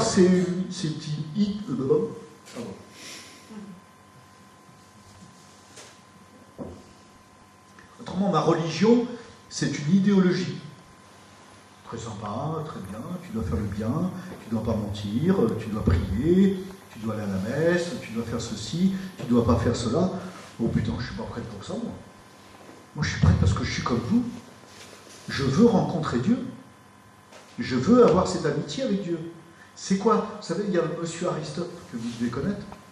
Moi, vous en avez entendu parler. Il dit, c'est quoi les deux, la finalité de la personne humaine? C'est-à-dire chacun d'entre nous. C'est quoi notre finalité? Ce pourquoi je suis fait de manière ultime. Tu dirais quoi, toi, Charlotte? C'est pas facile comme question. On est fait pourquoi? Vous êtes fait pourquoi? Je suis fait pourquoi? Alors Aristote il dira il y a deux finalités conjointes. Elles sont liées l'une à l'autre. L'amitié et la contemplation. Je vous défie d'aller devant le Mont Blanc. Tous les ans, il y a des amis qui me prêtent un chalet en face du Mont Blanc. Vous vous asseyez et vous contemplez le Mont Blanc. Ne me dites pas que vous n'êtes pas heureux. Mais ça, c'est la contemplation artistique. Il y a une contemplation philosophique. L'atteinte de la vérité. Le jour où j'ai découvert, parce que je pensais qu'il fallait l'apprendre, le jour où j'ai découvert ce que c'était que la substance, et que c'était une induction, passer du visible à l'invisible, mais c'est quelque chose qui existe. Quand je te dis ton âme existe, on y croit, ça, à notre âme quand même. Mais je ne la vois pas. Pourtant, je sais qu'elle existe. Il y a un bonheur. Donc les deux finalités de la personne humaine, c'est l'amitié. Et Jésus me le dit, et vous le dit. Je ne vous appelle pas mes serviteurs, je vous appelle mes amis. Vous êtes mes amis. Si vous faites ce que je vous commande, et mon commandement le voici, aimez-vous les uns les autres. Alors moi j'ai reçu ça en pleine gueule, j'ai reçu ça et j'ai commencé à m'occuper de toxico. J'ai fait la France, l'Italie, l'Espagne, la Belgique. Pour les anciens, ils ont dû entendre parler du patriarche. J'étais aumônier du patriarche. J'en ai pris plein la gueule. Je ne pouvais pas défendre le patriarche, mais je défendais les jeunes. J'ai rencontré des jeunes extraordinaires qui en ont chié. J'ai accompagné jusqu'à la mort. Je ne sais plus combien de dizaines de jeunes qui sont morts du sida. Oh, enfin, je ne suis pas là pour en parler, mais il faut être très ferme. Il faut se faire aider. Ça déstructure, ça bousille tout, la toxicomanie. On ne respecte plus personne, encore moins soi-même. On ne respecte plus les parents, on ne respecte plus les frères et sœurs. Nous, on essaie de jouer sur les sentiments. Tout ça, c'est mort. Même le cul, même le sexe, même la pornographie, tout ça, c'est plus rien. Il n'y a plus que la drogue qui compte. Je ne dis pas ça pour être négatif. Hein. Je me rappelle, j'étais en Italie, près de je ne sais plus quelle grande ville, et puis il y a des petits bouts de bonnes femmes à toutes rondes, parce que quand ils font le sevrage, ils grossissent. Je voudrais me confesser. Elle parlait l'italien, un petit peu le français. Je dis bon, ok. Et puis, moi, j'étais jeune prêtre. Elle me dit j'ai avorté, j'ai volé, j'ai triché, je suis allé en prison, je me suis prostitué. Enfin, je dis écoute, je ne peux pas te donner l'absolution comme ça. Moi, je sortais de l'école. Ce serait aujourd'hui, ce serait plus le même problème. Donc, je lui dis je ne peux pas te donner l'absolution, c'est trop. Je ne sais pas comment lui dire. Et puis, je m'en rappelle toujours. Elle se lève, elle pleurait, elle me regarde dans les yeux, puis elle me dit mais qu'est-ce que vous êtes con. Et elle avait raison. J'étais jeune prêtre, je ne savais pas encore. Moi, la miséricorde, je la porte dans mon cœur, mais il faut quand même apprendre la prudence. Bon, voilà. Et puis, j'ai découvert une autre chose, c'est qu'en allant dans ces centres de toxico, il y avait beaucoup, les Italiens et les Espagnols, nous, on ne fait pas trop ça en France. On se serre la main. Et là, tout le monde se faisait la bise, les garçons comme les filles. Moi, j'ai trouvé ça très sympa. Et alors, à chaque fois que j'allais dans un centre, moi, on préparait ma chambre. Et le matin, j'avais une petite nana qui venait me faire un bisou en m'apportant mon café. Oh, mais non, ouais, c'est pas mal quand même. Au séminaire, on ne nous apporte pas le café. Et c'est là que j'ai commencé à comprendre que la tendresse était super important. Et puis, très vite, j'ai eu le désir de fonder ma propre association. Donc, j'ai fondé, au bout de 4 ans, J'en ai vraiment bavé, mais il fallait ça pour que je comprenne. Pour ça, ce que je vous donne dans ce bouquin, c'est vraiment pas du baratin, c'est très important pour l'accueil des plus pauvres du monde d'aujourd'hui. Et la pauvreté, elle n'est pas unique, c'est pas uniquement ceux qui ont faim, quoi. Et donc j'ai fondé dans la prière, j'aime beaucoup la Sainte Vierge. J'aime beaucoup la Sainte Vierge. Je dis mon chapelet tous les jours, quand je peux pas, mais elle est toujours dans mon cœur, tout le temps. Parce que c'est pas la dévotion à Marie. Je déteste la dévotion à Marie. Vous savez, j'ai fait des pèlerinages comme ça, où il y a excusez-moi, ce qu'on appelle les chroniques de bénitude. Et heureusement qu'elles sont là, elles disent leur chapelet. Moi je peux pas comme ça. Par contre, j'ai découvert le mystère de Marie, Jésus qui nous dit, et c'est la phrase que j'avais choisie pour mon ordination, Jésus, quand il est en croix, il dit « Femme, voici ton fils, fils, voici ta mère ». Et à partir de cette heure-là, le disciple l'a reçu chez lui. Donc moi, j'ai reçu Marie chez moi. Et donc j'ai prié pour trouver une maison, et j'ai trouvé une maison à Pellevoisin. Il y en a qui connaissent Pellevoisin. Donc c'est un petit village près de Châteauroux, si un jour vous avez l'occasion, allez-y, où la Sainte Vierge est apparue 12 fois. Et elle dit « Je suis Notre-Dame de toute miséricorde, je choisis les petits et les faibles pour ma gloire. » Et là, j'ai fondé un premier centre pour les toxicos, en dehors du village. On a commencé avec 0 francs. Au début, on se caillait, il n'y avait pas de chauffage, pas d'électricité, pas d'eau, mais c'est les meilleures années que j'ai passées. On a chié, on en bavait, hein. On arrivait à se laver quand même, à se débrouiller à la bougie. Puis très vite, les dons sont arrivés. Je me rappelle, c'est pour ça que nous, les chrétiens, Jésus nous dit, mais vous ne vous souciez pas de quoi vous aurez besoin. À chaque jour, vous aurez ce qu'il vous faut. Si tu veux te préoccuper, bah vas-y, bouffe-toi la rate. Tu n'as pas besoin de moi là, pour bouffer la rate. Et je me rappelle, j'avais une facture de plomberie. C'est important qu'on fasse venir un plombier. Et je reçois la facture. Oh putain, je ne pourrais jamais payer. Alors je dis à mes frères, on va à la chapelle, on prie. Et on a prié, on a récité un chapelet. Je dis, bon, on ne s'inquiète plus. Marie, on te fait confiance. On a laissé la facture devant la statue de la Sainte Vierge. Le lendemain, j'ai reçu un chèque. La somme qu'il fallait. Je dis, bon, on arrête de se bouffer la rate. Des fois, vous savez, le Seigneur nous met à l'épreuve. C'est très important. Là, donc voilà, j'ai ouvert une deuxième maison, on a ouvert une troisième maison, et là, on vient d'ouvrir la maison pour les filles. Parce qu'il n'y a pas de maison pour les filles. Ça, c'est génial. Je suis parti en Afrique pendant un an, en Guinée. Voilà, c'était une belle expérience. J'ai appris beaucoup de choses. Je me suis fait des amis avec qui j'ai eu je garde un grand souvenir. J'étais avec Kadiatou, qui est morte malheureusement, une mère de famille qui est morte du palu. C'est la plus grande cause de mortalité dans le monde. J'aimais beaucoup Kadiatou, parce qu'elle était, elle ne fait aucune étude, elle ne savait même pas lire et écrire, mais elle avait une espèce d'intelligence du cœur. Puis un jour, je parlais avec elle de la prière, un soir. Puis elle me regarde dans les yeux, puis elle me dit, vous les fautés, les blancs, je ne vous comprends pas. Vous avez tout. Dieu vous a tout donné. Vous avez de l'argent, vous mangez tous les jours à votre faim. Elle mangeait à peine une fois par jour. Elle donnait d'abord à manger à ses enfants, et s'il restait, elle mangeait. Vous avez des vêtements, vous avez des maisons, vous avez des voitures, vous faites des études, mais vous n'adorez pas Dieu. Ça, c'est pas bien. Ah, ça m'a marqué. Parce que vous savez, c'était pas un cours, c'était pas une catéchèse, c'était une maman qui était en face de moi, qui le vivait, bien qu'elle ne savait pas trop ce que c'était la prière. Mais elle avait Dieu dans son cœur. Dieu vous a tout donné, et vous lui dites même pas merci. Au contraire, vous le respectez contre lui. Ça, c'est pas bien. Ça m'a marqué. Hein.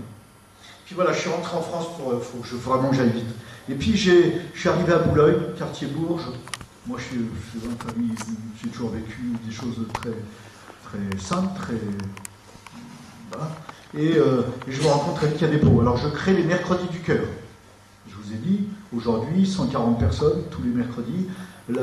On a la bouffe par la banque alimentaire, par un grand magasin de Paris, et puis les boulangeries du quartier. On va dans les boulangeries du quartier à 8h, parce que là-bas ça ferme à 8h, et ils nous donnent le pain, les pains au chocolat, les croissants qui restent, plutôt que de les mettre à la poubelle. Parce qu'on leur donne un colis, aussi avant qu'ils s'en aillent. Pendant qu'ils mangent, il y a des jeunes qui préparent 140 sacs avec du lait, du pain, ce qu'on a, quoi. On ne va pas mettre dans les placards. Bon Dieu déteste qu'on fasse des réserves pour ce genre d'apostolat. Si vous faites des réserves, vous n'avez pas besoin de moi. Allez-y, faites vos réserves. Mais si vous avez des réserves, moi je ne vous donnerai pas. Et ça, j'ai très vite compris. Hein. Ou là, il y a d'autres fois où je me suis bouffé la rate, parce qu'il y en avait 100 qui arrivaient, on n'avait rien à bouffer, ou pas assez.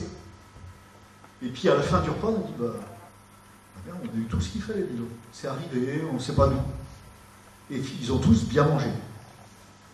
Et puis, je suis comme vous, je me prenais dans la rue, puis j'ai vu qu'il y avait des clodos qui vivaient dans la rue.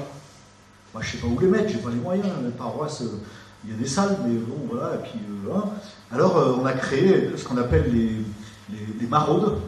C'est-à-dire, 2 fois par semaine, actuellement, il y a des jeunes qui partent de 8h30 à 23h dans les rues de Boulogne, de Paris, parce qu'on est très proche de Paris, à la rencontre très simple des gens qui vivent dans la rue. On ne vient pas pour te dire tu dois faire ceci, tu dois faire cela. Non, on vient passer un moment.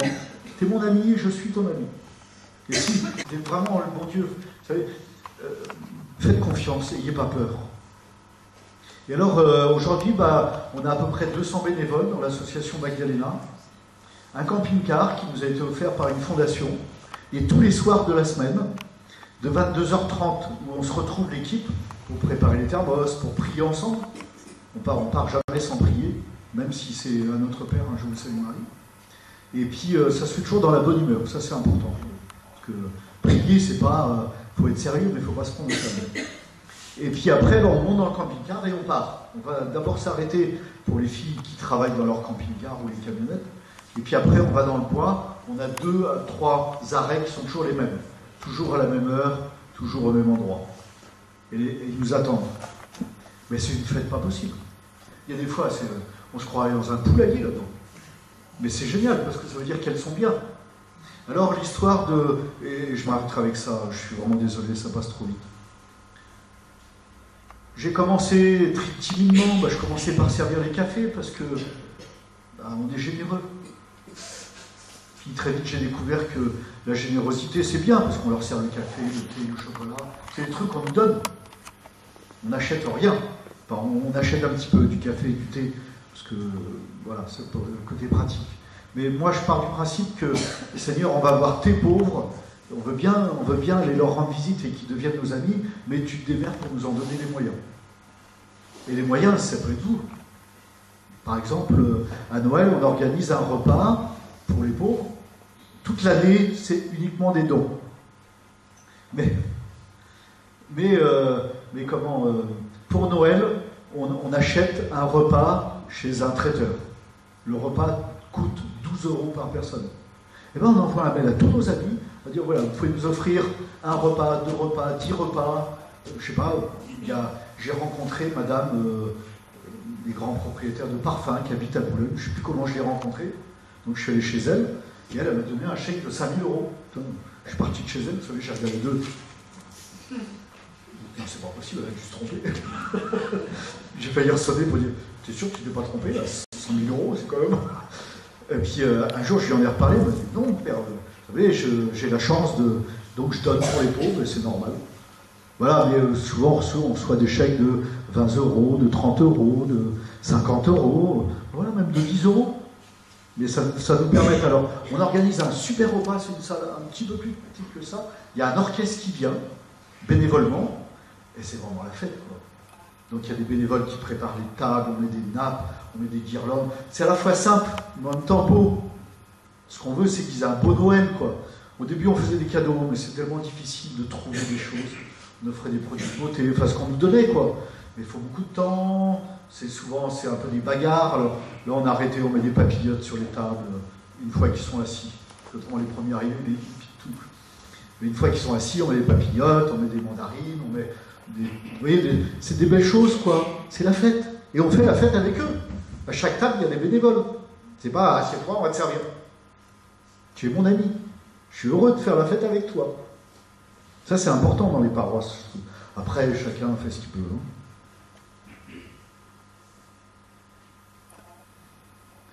Je voudrais juste vous dire quelques mots que n'ayez pas peur des pauvres. Je m'occupe actuellement de 3 garçons qui sont fait opérer. Un qui s'appelait Christopher, qui s'appelle maintenant Jennifer, qui n'a pas été violé à 14 ans, qui a été saccagé. Les types sont en prison aujourd'hui. Jennifer, je l'aime. Parce qu'il est attachant, parce que je suis son père, quelque part. Regardez-moi, il est du milieu de la France. Mon père, moi je t'aime, hein, mon père, t'es mon père. Hein. Il est trop attachant, il est beau. Puis en même temps, il vivait en couple, il s'est prostitué à partir de l'âge de 15 ans, Porte Dauphine. Qui m'a présenté Chanel. Chanel, c'est un homosexuel comme lui. Ils ne sont pas homosexuels. C'est des hommes qui les ont entraînés dans l'homosexualité et la prostitution pour pouvoir profiter d'eux. Et Chanel, comme Christopher s'est fait opérer, ben Chanel s'est fait opérer aussi. Mais Chanel, elle a plus de mal à s'y faire. Vous savez, il y a le rêve et puis il y a la réalité. Quand je vais changer de corps, je vivrai autre chose. On m'aimera. C'est ce qui me marque. Chez tous les pauvres, ça me marque. C'est quelque part, est-ce que tu m'aimes? Est-ce que tu veux bien m'aimer? Malgré ma violence, malgré que je pue, malgré que je ne suis pas beau, malgré que je sens mauvais, malgré que je peux être quelquefois méchant. Mais est-ce que tu m'aimes? Et toute personne est aimable. Je ne peux pas dire que je ne suis pas aimable. Autrement, j'ai plus qu'à crever, quoi. Ma dignité, c'est que je peux être aimé. Quand on passe son temps à dire à des jeunes qui ne sont pas aimables, ben, ils finissent par le croire qu'ils ne sont pas aimables. Et c'est dingue la souffrance que je rencontre. On m'a violé, on ne m'a pas respecté. Je me prostitue pour nourrir toute ma famille dans les pays pauvres là-bas. Et ma famille me dit, hein, tu penses qu'à l'argent, tu penses qu'à ça, l'argent, ramène de l'argent. Et c'est des chrétiens là-bas, à l'autre bout de la planète, qui prostituent leurs enfants. Et en même temps, on se sent impuissant. Mais je ne suis pas impuissant du cœur. On n'est pas des handicapés du cœur. Et ce qu'ils ont besoin, ce n'est pas de mes vêtements, de ma bouffe. Oui, ça faut le donner, mais ne mettez jamais ça en avant. Assieds-toi. Est-ce que tu veux qu'on prenne un café tous les deux? Est-ce que tu veux qu'on passe un peu de temps ensemble? Ouais, des fois, c'est chiant. Au bout de 10 minutes, on en a ras-le-bol parce qu'il est un peu saoul, parce qu'il n'a pas l'habitude d'ouvrir son cœur. Donc, soyez attentifs. Ça fait toujours mal d'accueillir le plus pauvre dans son cœur. Pas simplement dans sa maison. C'est bien quand on veut le faire dans sa maison. On ne peut pas toujours le faire.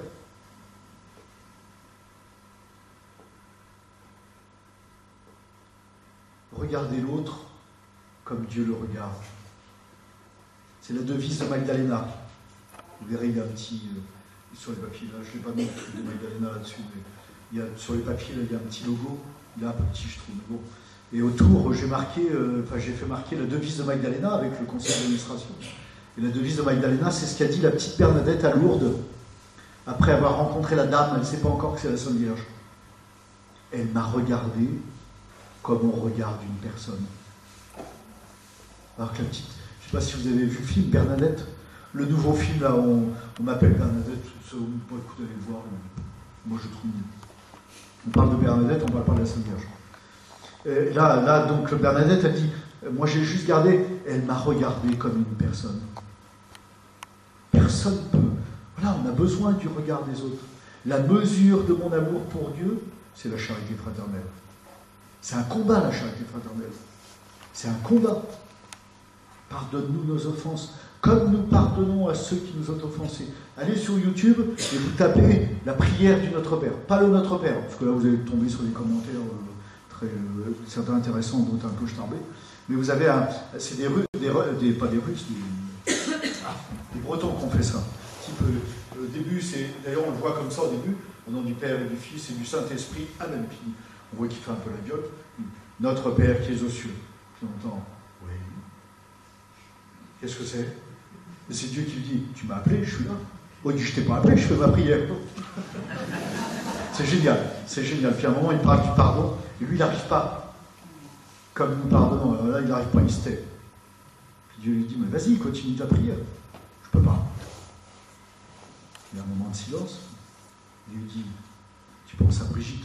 Je me doutais que tu avais parlé de Brigitte. Je lui pardonnerai jamais, elle m'a fait trop de mal. Et là, il y a un dialogue qui s'engage, c'est extraordinaire. Moi, il m'a fait redécouvrir la prière du Notre Père.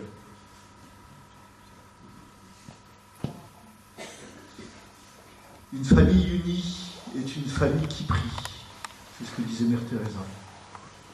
des jeunes de Paris sont travaillés avec Mère Teresa pendant un petit moment, puis avant de la quitter à Calcutta, ils avaient aidé dans les mouroirs, donc ils avaient cette chance de pouvoir passer un petit moment avec Mère Teresa, qui était déjà âgée. Je dis, Mère Teresa, voilà, nous on va retourner dans nos pays, comme vous dites, qui sont les pays les plus pauvres, parce que c'est les pays les plus handicapés du cœur. Mais voilà, nous on retourne là-bas. Qu'est-ce que vous nous donneriez comme conseil? Je ne devinerai jamais ce qu'elle leur a dit. Rentrez chez vous et aimez votre famille. Rentrez chez vous et aimez votre famille. La famille est tellement attaquée aujourd'hui. Donc une famille unie, c'est une famille qui prie. N'ayez pas honte, vous ne l'avez jamais fait. Putain, j'aurais tellement voulu connaître ça, moi. J'ai connu des familles où les parents étaient à genoux, avec les enfants. On rappelle une famille où ils étaient à genoux pour dire le chapelet tous les soirs. Et le papa qui avait fait de la route, qui était crevé, qui se levait tôt le matin, son fils est devenu prêtre, il s'appelait Jean, enfin il s'appelle toujours Jean. Puis au bout de, je sais pas, 5-10 minutes, on entendait. Et le petit Jean, il réveillait son papa, tu ronfles. La prière, ça ne doit pas être triste, quoi, c'est pas chiant la prière. On prend un petit chant, on est content. Ah bah Seigneur, tiens, à l'école, il y a une copine, je te la confie, maman qui dit, bah oui, la voisine, tiens, en ce moment, j'ai parlé avec elle. On confie les autres, puis à notre Père, dit, je vous salue Marie, déjà pour commencer, chacun son tour. Et trouver un moyen. La prière, c'est quelque chose qui donne vie à mon âme, c'est pas quelque chose qui est chiant, quoi. C'est un acte d'amour, c'est pas un acte de corvée. Ouais, de temps en temps, on va à la messe, il y en a un qui voudrait dire le chanter de notre Père, l'autre qui voudrait le dire, l'autre qui voudrait le dire vite, l'autre qui voudrait... Bon, bah, on essaye de faire un effort pour le dire au même rythme. Mais oui, en même temps, la prière seule à seule, en cœur à cœur avec Dieu, mais c'est indispensable. Moi, je ne tiendrai pas, vu l'apostolat que j'ai, la diversité des apostolats que j'ai, comment voulez-vous que je tienne si je n'ai pas une vie de prière? Je suis envoyé par Jésus. La générosité, ça s'use très vite. Ça s'use très vite. Je suis naturellement généreux. Je suis naturellement et divinement miséricordieux. Parce que je l'ai acquis. Ça s'acquiert. Tant qu'on n'a pas pris plein la gueule, on ne peut pas dire, on ne sait pas ce que c'est que la miséricorde.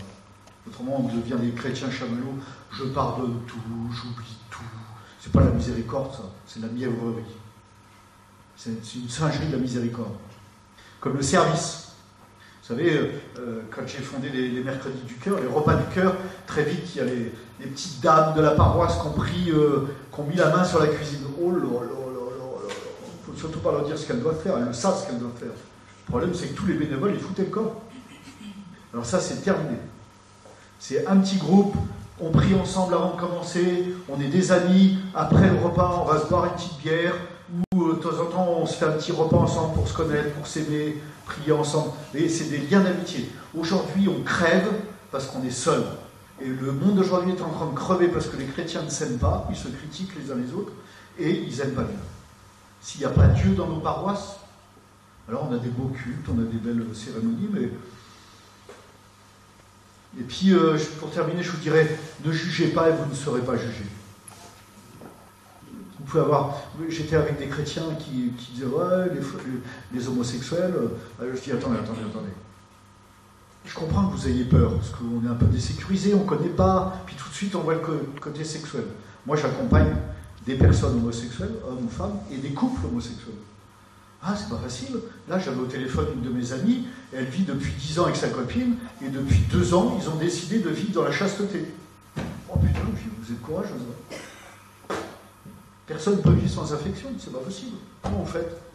Ah bah, mon père, justement, on peut venir vous voir, là, il faudrait qu'on se confesse.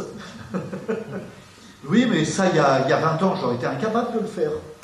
Mais j'ai des amis homosexuels, avant tout. Béatrice, elle vient me voir dans mon bureau, elle se tournait les cheveux, elle avait fumé des pétards, elle avait les yeux... Elle avait des piercings dans les oreilles, dans le nez, dans la langue, puis ailleurs sans doute, mais ça je ne suis pas les voir. Et j'ai dit, écoute, à chaque fois que tu peux venir me voir, tu le sais, je suis très occupé, je fais ce que je peux, tu ne prends pas de rendez-vous, tu ne m'appelles pas, tu pries.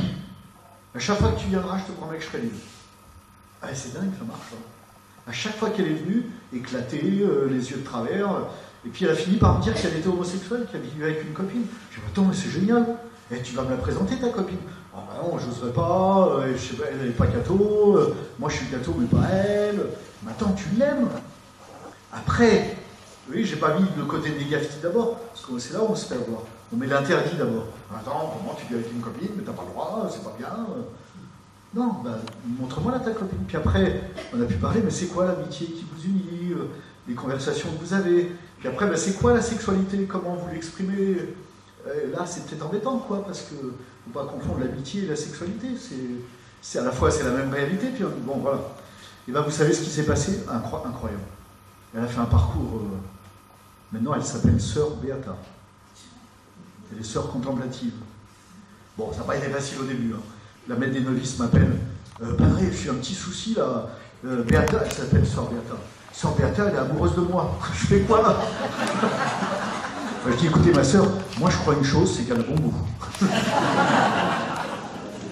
Donc, vous verrez que c'est pas toujours facile, on est un peu dérouté. Mais ne jugez pas. Il vaut mieux partir, dire, je sais pas. Parce qu'autrement, on se met en colère. Vous savez, on ne sait pas comment. Alors on se met en colère et puis du coup on blesse. Puis on dit qu'ils sont cons, ces cathos. Et c'est pas vrai, c'est parce qu'on a peur. Et c'est normal d'avoir peur. J'ai peur d'un alcoolo, j'ai peur d'un toxico, j'ai peur d'un sidéen, j'ai peur d'un travesti, j'ai peur d'un transsexuel. C'est normal, je ne connais pas. Alors on commence avec, en ayant peut-être éventuellement un ami qu'on écoute. Après, il faut dire, ah bah j'ai eu un ami, ah bah je comprends mieux, je crois que je vais devenir homosexuel. Non, non, il faut savoir prendre un peu de distance, mais ça permet de comprendre, d'accueillir. Jésus, qu'est-ce qu'il rejette dans l'Évangile? Il rejette personne. Si, les hypocrites, les menteurs, ceux qui disent qu'ils adorent Dieu, mais en fait ils adorent que là, ils s'adorent eux. Regardez là dans l'Évangile, Jésus ne rejette jamais personne, et jamais les pécheurs. Que celui d'entre vous qui est sans péché lui jette la première pierre. Et ils s'en allèrent en commençant par les plus anciens. Et quand il se retrouve seul face à la femme, c'est au chapitre 5 de l'évangile de Jean, personne ne t'a condamné? Non, Seigneur, personne ne m'a condamné. Ah, la pauvre, elle doit être dans une peur. Elle doit être dans une peur comme beaucoup de pécheurs aujourd'hui. Parce que personne ne leur a parlé de la confession. Personne ne leur a dit, allez, viens avec moi, viens avec moi, on va aller prier. On dit, va prier. Non, viens avec moi, on va aller prier. Dans la soirée, on se dit, merde, il y a longtemps que je ne suis pas rentré dans une église, je vais être obligé d'y aller. Le Seigneur a pris un tour dans son sac. Et puis on prie avec elle, ou avec lui. Prier, c'est aimer, prier, c'est ouvrir son cœur. Prier, c'est permettre à Dieu de prendre la place dans ma vie. Bon, je m'arrête. Parce que si vous avez des questions. Si.